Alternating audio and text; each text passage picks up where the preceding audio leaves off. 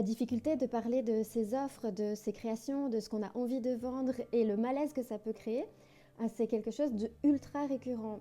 Je vous partage un petit hack que je viens de transmettre à une de mes clientes que j'aime beaucoup. C'est une petite astuce que j'utilise et que je viens encore d'utiliser aujourd'hui, sans laquelle je pense n'aurais jamais pu dépasser ce malaise qu'on peut sentir dès lors qu'on veut parler de ce qu'on a créé, de ce qu'on a à proposer. Alors déjà, que ça soit pour des offres numériques, des créations, ou peu importe ce que je crée dans mon entreprise, moi j'ai l'habitude de parler à mon entreprise déjà, et je parle à chacune de mes offres. Ouais, je sais, ça semble un peu barjot comme ça, mais j'aime bien vraiment les considérer un peu comme des enfants et comme les membres de ma famille. Et des fois, c'est un peu comme les membres de la famille et les amis, on a tendance à s'éloigner un peu d'eux, on les considère moins, on les juge, et quand il s'agit d'offres ou de créations, ou de services, quels qu'ils soient, moi je vois par exemple avec une de mes formations en ligne principales, la Passion School, je peux vraiment avoir tendance à être hyper dure avec moi-même. Et donc quand on est hyper dur avec soi, je ne parle pas ici de la qualité et de l'implication et du professionnalisme ou de l'excellence qu'on veut mettre dans le produit,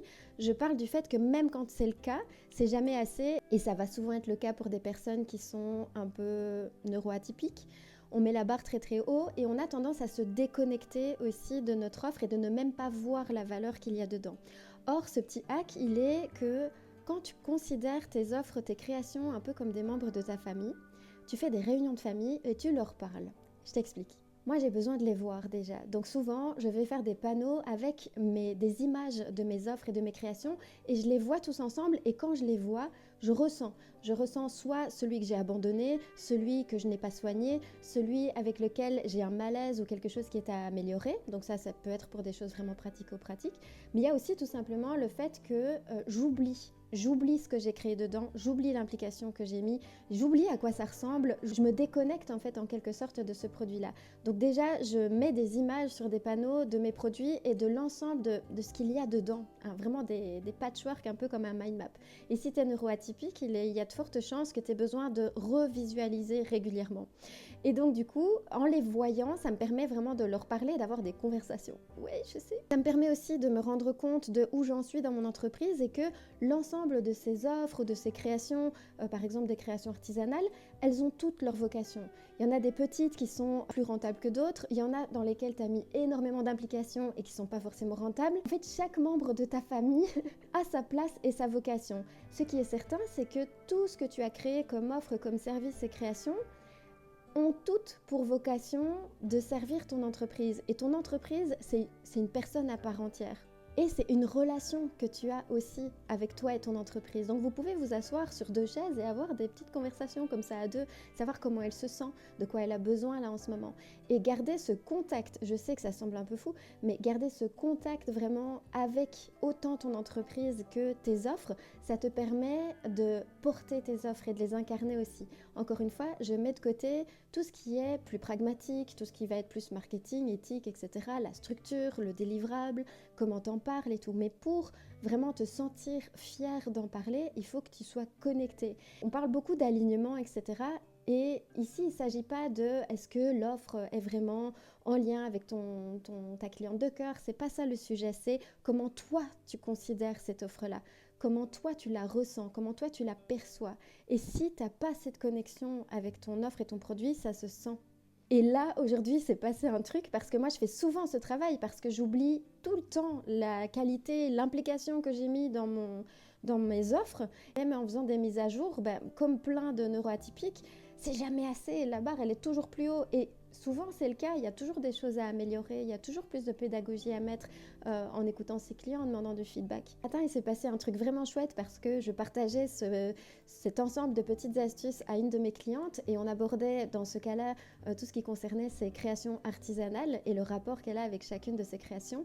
Et certaines qui sont plus rentables, moins rentables, qui demandent plus d'implication, moins, qui créent aussi des miroirs avec nos croyances personnelles et tout. Et à ce moment-là, je la redirige vers un des contenus de ma Passion School, j'ouvre mon école en ligne et là, je lui fais des captures écran pour lui dire où aller en lui disant voilà, c'est tel module, tel chapitre, tu vas voir, ça va t'aider. Et là, je regarde les captures écran de ma formation en ligne et je me dis mais waouh, elle est trop belle. Moi, j'ai vraiment besoin que mes produits soient beaux. Il faut non seulement qu'ils aident, qu'ils permettent d'avancer, et j'essaye de faire toujours plus de travail pédagogique, mais je sais que j'ai une clientèle qui a besoin d'apprécier aussi le confort visuel lorsque on consomme une formation. Et moi, c'est vraiment important pour pouvoir vraiment transmettre. J'ai besoin que non seulement ça soit pédagogique, pertinent, que ça serve le parcours du client, mais j'ai besoin que ça soit beau. Et c'est vraiment important pour moi.